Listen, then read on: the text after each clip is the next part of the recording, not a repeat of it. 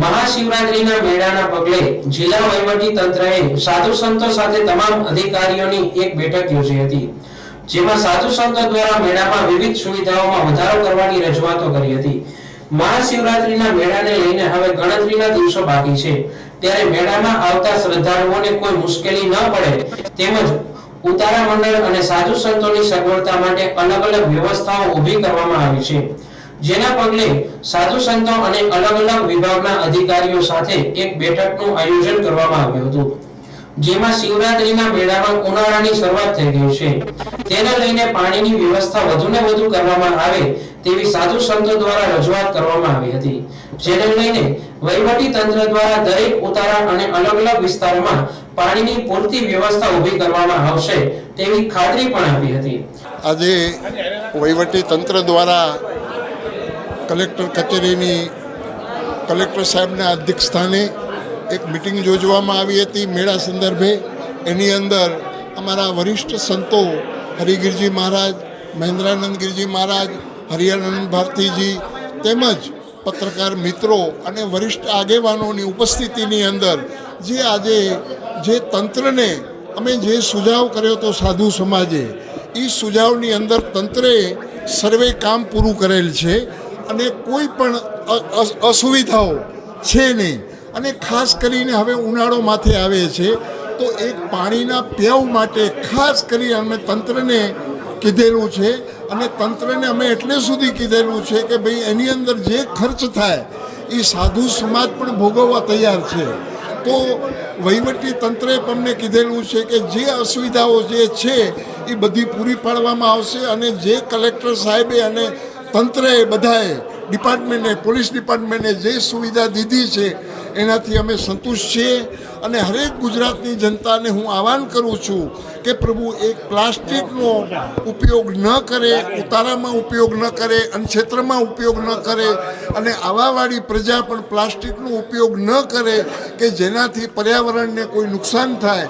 તો ખાસ કરીને પ્રજાને મારી એક નમ્ર અપીલ કે પ્લાસ્ટિકનો બની શકે એટલો ઉપયોગ ઓછો કરે એવી મારી પ્રાર્થના। અસ્તુ। ઓમ નમો નારાયણ। જય હિન્દ। કરીને જ્યારે વાત કરવામાં આવે કે આપ કુંભના મેળામાં પણ ગયા હતા, પવિત્ર કુંભ મેળો ચાલુ છે, કોઈ બાર વિશેષ મહાસાધુઓ કોઈ અહીંયા આપણે આવવાના છે, આમંત્રણ આપેલું છે? પ્રભુ જે શિવરાત્રિ ઉત્સવ મનાવે છે હર વર્ષે, જે બાંધેલા હોય છે કે જેવી રીતે માણસ કેમ પૂનમ ભરવા જાય કોઈ રીતે, એવી રીતે પ્રભુ જે સાધુઓ શિવરાત્રિનો મેળો કરે છે પ્રભુ એ કુંભમાંથી પણ આવે। અમારા હરિગીરજી મહારાજ આજે કુંભ આખો એના ઉપર હોય છે છતાં પણ મહારાજજી આવી ગયા છે। તો કોઈ પણ સાધુ એવું નહીં હોય કે સાધુ ઓછા થશે કે આ કે તે કે પબ્લિક ઓછી થશે। દર વર્ષે જેમ થાય છે એમ જ થશે, એમાં વિશેષતા થશે પણ કાંઈ ઓછું નહીં થાય પ્રભુ। શિવરાત્રીના મેળામાં વહીવટી તંત્ર દ્વારા મેળામાં આવતા શ્રદ્ધાળુઓ પર રિસર્ચ કરવામાં આવશે, જે મુદ્દે સૌરાષ્ટ્ર યુનિવર્સિટી અને ભક્ત કવિ નરસિંહ મહેતા યુનિવર્સિટીના વિદ્યાર્થીઓ દ્વારા મેળામાં આવતા શ્રદ્ધાળુઓને મેળાથી ફાયદો થાય છે કે નુકસાન તે અંગે અભ્યાસ કરવામાં આવશે તેવી જાહેરાત જૂનાગઢ જિલ્લા કલેક્ટર દ્વારા કરવામાં આવી છે। ઉપરાંત મેળાને લઈને જરૂરી તમામ સુવિધાઓ કરવામાં આવશે અને વન વિભાગ દ્વારા પણ મેળાને લઈને જરૂરી સૂચનાઓ આપવામાં આવી હતી। આગામી 22 તારીખથી શરૂ થતા શિવરાત્રી મેળાને લઈને વહીવટી તંત્ર અને સાધુ સંતોની બેઠકમાં મહત્વના સૂચનો અને રજૂઆતો કરવામાં આવી હતી, જેને લઈને વહીવટી તંત્ર દ્વારા લાગતા વળગતા વિભાગના અધિકારીઓને તમામ સુવિધાઓ પૂરી કરવા સૂચના આપવામાં આવી હતી। જૂનાગઢમાં આગામી 22 તારીખથી લઈ અને 26 ફેબ્રુઆરી સુધી મહાશિવરાત્રીનો મેળો યોજાનાર છે। આ મેળાના અનુસંધાને આજે જિલ્લાના તમામ પૂજ્ય સાધુ સંતો, વિવિધ અખાડા ઉપરાંત NGOs અને સંબંધિત અધિકારીઓ સાથે આજે બેઠક લેવામાં આવી હતી।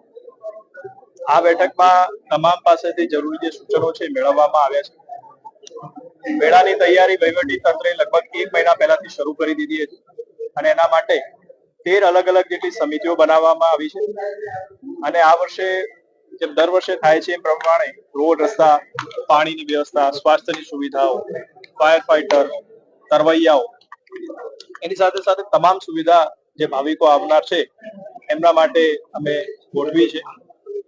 આ વર્ષનો જે આ મેળો છે એ ગયા વર્ષની જેમ જ પ્લાસ્ટિક મુક્ત મહાશિવરાત્રીનો મેળો બની રહે એવા પ્રયાસો અમે હાથ ધર્યા છે। આ વર્ષે ખાસ તો આપને જણાવી દઈએ કે જે મહાશિવરાત્રી છે એની અંદર જે લોકો આવનાર છે એને અને જે સ્થાનિક છે એમને આ મેળાનો શું ફાયદો થાય છે એના માટેનું એક આખું અમે રિસર્ચ પણ જે સૌરાષ્ટ્ર યુનિવર્સિટી અને સાથે સાથે ભક્ત કવિ નરસિંહ મહેતા યુનિવર્સિટી છે એની રિસર્ચ ટીમ મારફતે કરાવવા જઈ રહ્યા છે. એટલે આ મેળો માત્ર એક ધાર્મિક રીતે નહીં પણ લોકોના જીવન પર પણ આ 5 દિવસની કેટલી મોટી અસર થાય છે એનું પણ અમે એક રિસર્ચ કરાવવાના છે. આપના માધ્યમથી આવનાર તમામ ભાવિકોને હું જુનાગઢના આ મહાશિવરાત્રીના મેળામાં પધારવા માટે આમંત્રણ આપું છું અને તમામ ભાવિકો એક સરસ મજાના વાતાવરણમાં આધ્યાત્મિક દિવ્ય અનુભૂતિ લઈને અંદરથી પરત ફરે એ પ્રમાણેની અમે વ્યવસ્થા